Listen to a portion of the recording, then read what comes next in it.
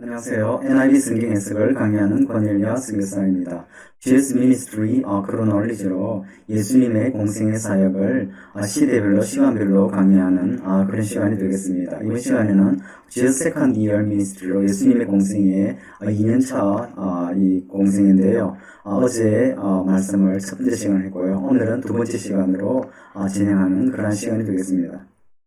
예수님께서 가버나움에 들어오신 후에 이제 또 처음으로 하시는 일이 보면 바로 앞에 센츄리언 서번트 주가는 백부장의 하인을 고치신 사건이 나오고 바로 그 다음 이어지는 것이 가버나움에서 나인 성으로 옮겨가는 예수님의 모습을 보거든요. 예수님의 나인 성에서 여러분들 무슨 일이 있습니까? 지금 현재 시대별로 그것이 나이라는 기 때문에 또 빈구절을 보는 거고요. 그렇기 때문에 복음서는 우리가 모두가 너무나 잘 아는 내용들이 조각적으로 나온 부분들을 갖다가 이제 어레인지해서 그 시간별로 좀 나열하는 그런 시간이 되기 때문에 오늘 이 시간에 선포는 바로 그 다음 슬라이드 가면 예수님께서 가버나움에서 나인성 과부를 죽은 아들을 갖다가 살리시고 과부를 구원하는 그 모습을 우리가 보게 되거든요. 그리고 그 모습, 의도적인 그런 모습들을 보입니다. 또 가버나움에서 나인성까지 거의 55km 이상 되는 것도 나자렛에서 실제적으로는 한 5km 정도 떨어진 그 거리죠. 그런데 예수님께서 나자렛에서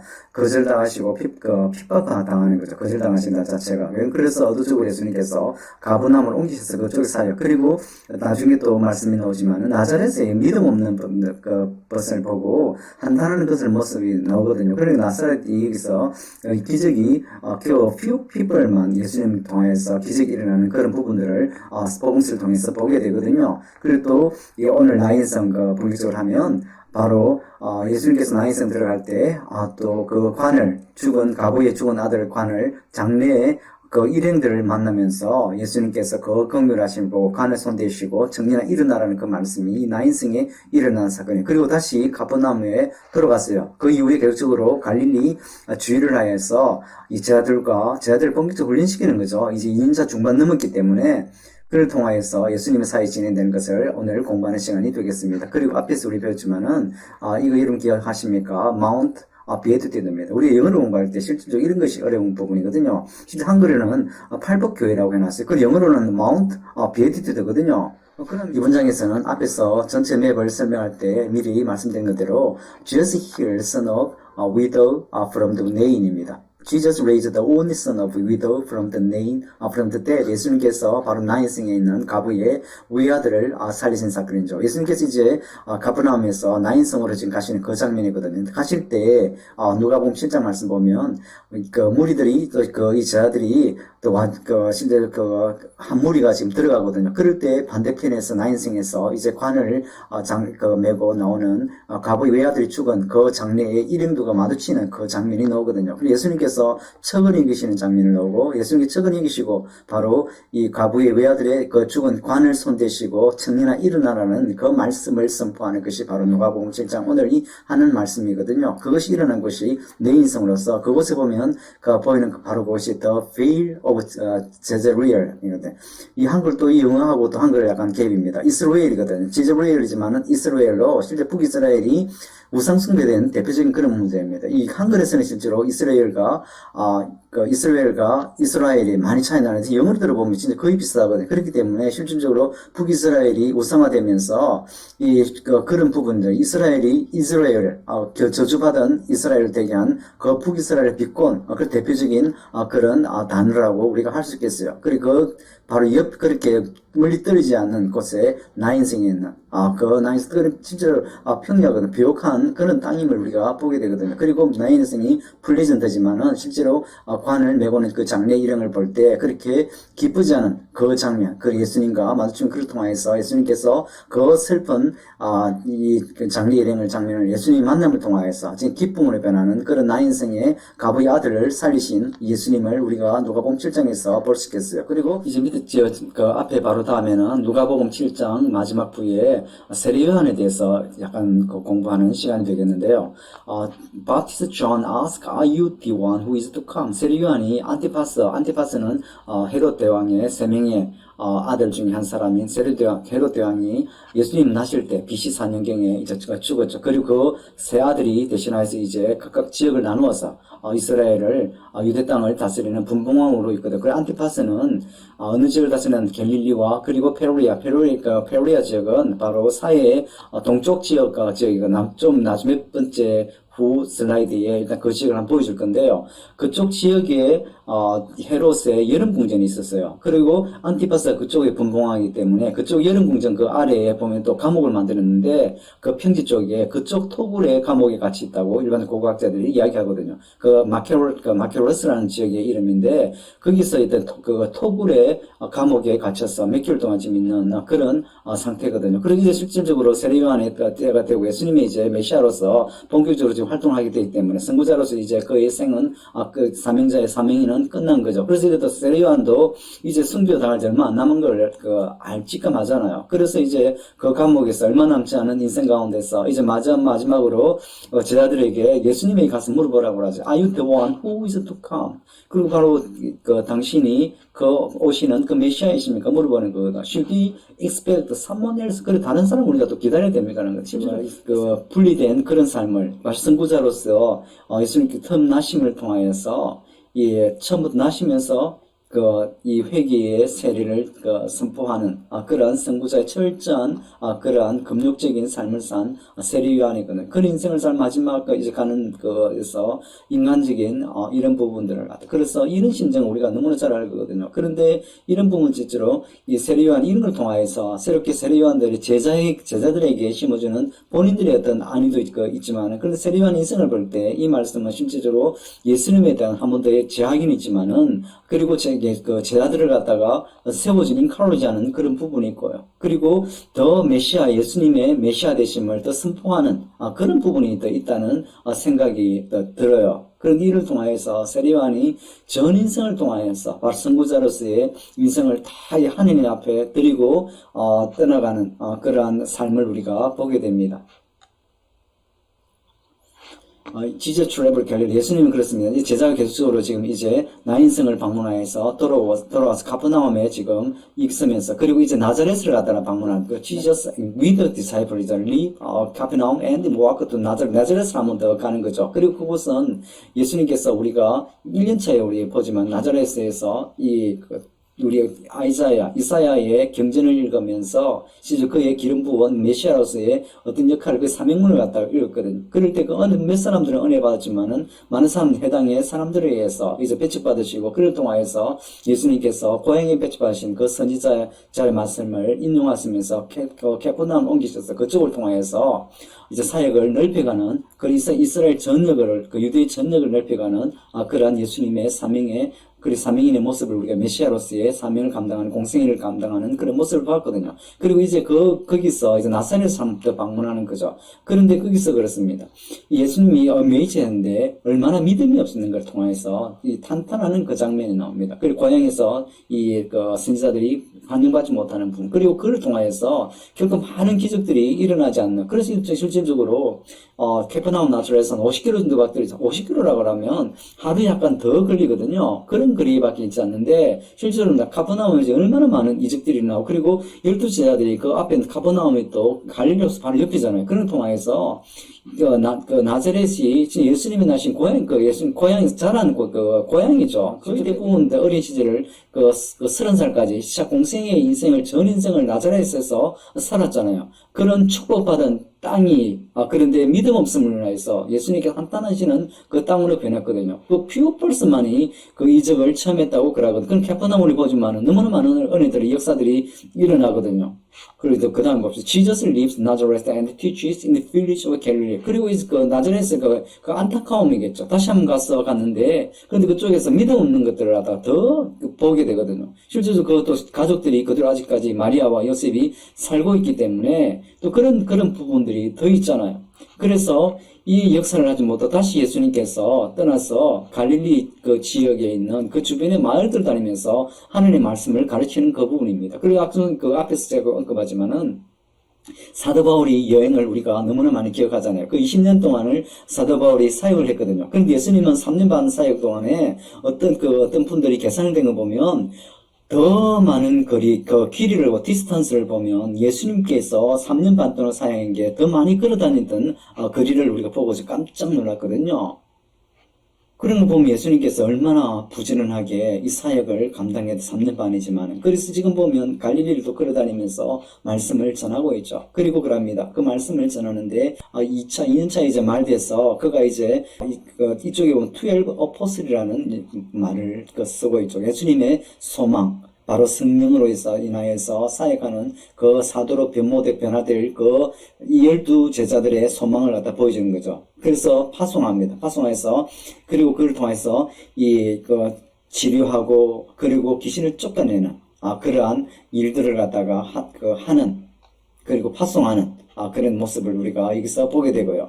그리고 이제 마가복음 6장, 그 다음 바로 같은 평행 구절인데, 헤롯 안티파스, the ruler of Galilee and Perea. 아까 제가 말씀드렸지만은, 안티파스 분봉왕이 갤릴리와 페리아를 다스리고요. 그리고 이제 예수님께서, 예수님의 명성을 해서 예수님께서 이 큰 사역을, 너무 큰 사역을 하고 있죠. 그러니까 지금 disturbed라는 이 말을, 소동되다. 마음이 이제 소동되는, 왜 그런가 그때 앞에서 마태복음 우리 1장에서 우리 동방박사들의 말씀이 나오거든요. 그때 동방박사들이 헤롯궁을 찾아서 바로 유대인의 왕이 어디에 나시는지 물어볼 때, 그때 헤롯과 백성들이 디스터브라는 단어를 통해 온 성이 소동하는 거죠.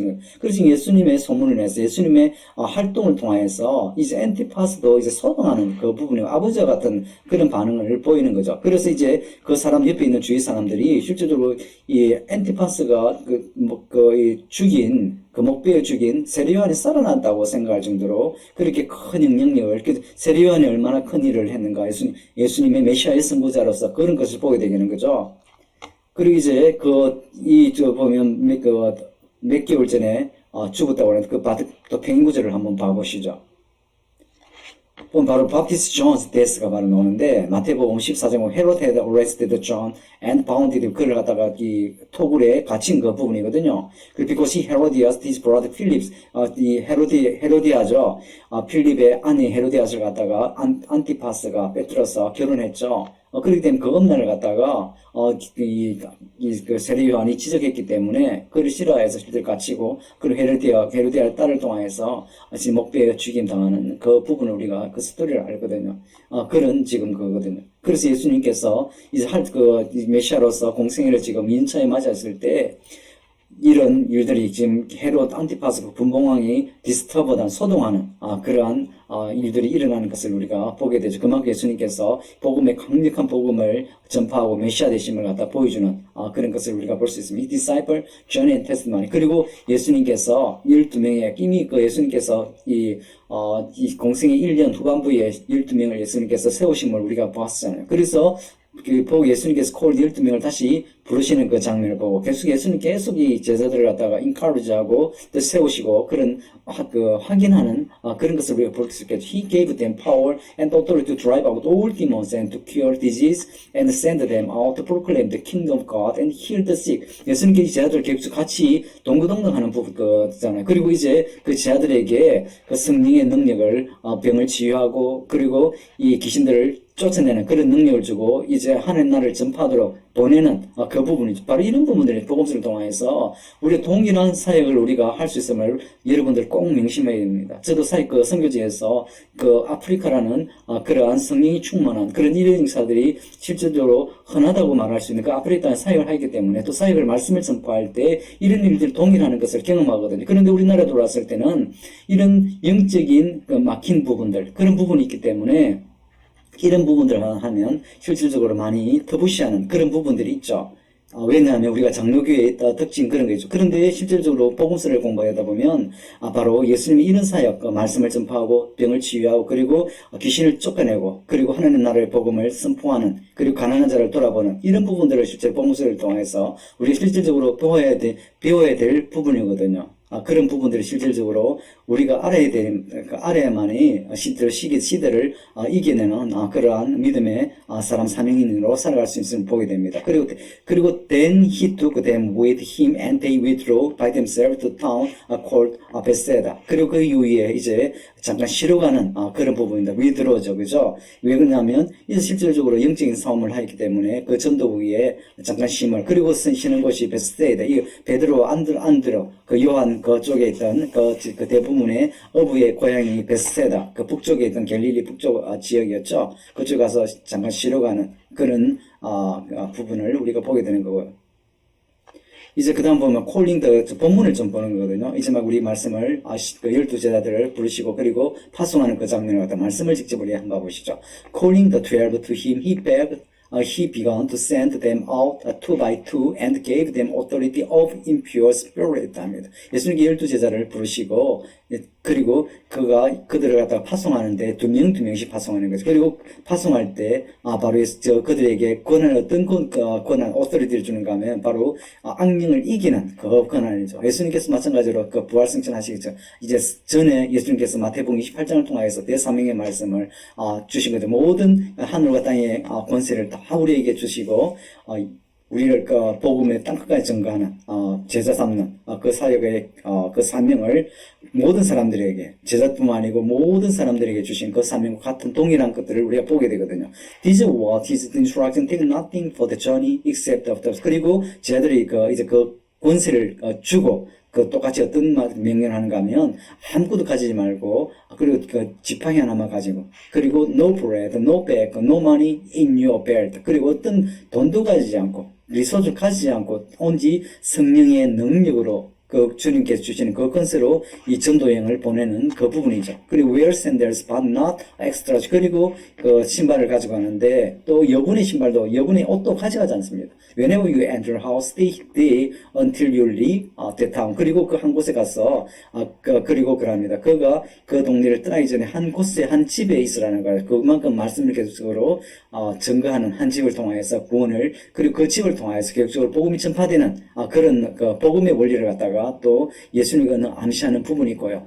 And if any the place will not welcome you or listen to you, leave the place and shake the dust off your feet as testimony against them. 그리고 여러분들을 환영하지 않을 때, 그 말씀을 들을지 않을 때, 그것을 떠나서, 그를 떠날 때, 발에 먼지를 들고, 그것을 증거로 삼는, 그거를 보여주라고 하는 거죠. They went out and preached that people should repent. 그리고 그들은 제자들은 나가서 보고 말씀을 회개의 복음의 전파를 전한 거죠. They drew out many demons and anointed many sick people with oil and healed them. 그리고 그들은 많은 귀신들을 쫓아내고 그리고 병자들에게 기름을 바르고 그 기름을 통하여서 치유하는 그러한 은혜가 있음을 보게 됩니다. 이것이 실제 12 제자를 통하여서 동일하게 이런 역사들이 예수님께서 우리 요한복음 14장 그랬잖아요.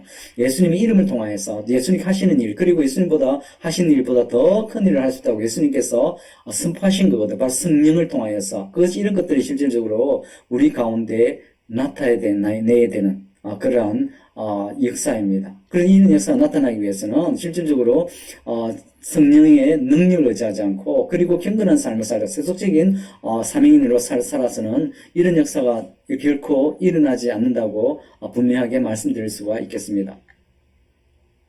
그리고 예수님께서 한 번 더 누가복음에 있는 말씀을 보시면요. Jesus sent out the 12. 그리고 12명을 보내면 다 동일한 평행 구절인 거죠. In parallel입니다. 평행 구절입니다.